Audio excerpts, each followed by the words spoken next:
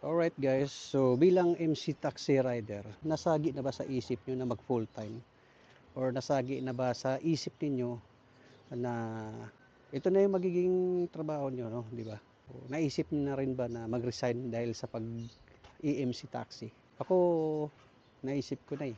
Kaso, pinag-iisipan ko pa kung magre-resign ako or mananatiling extra income pa rin to. Kasi kung tutuusin talaga sa pag-EMC taxi, ay yung minimum natin ngayon is 695. Makukuha mo sa Move It ng 3 to 4 hours lang, kuha mo na yan, no? Higit pa.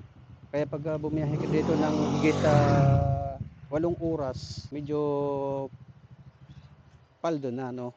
O pwedeng magiging doble. So, pwedeng 1,000 mahigit na ganun.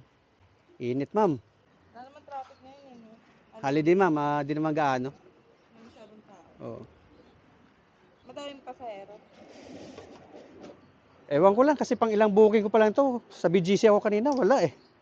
Kaya ginawa ko, bumaba ako rito.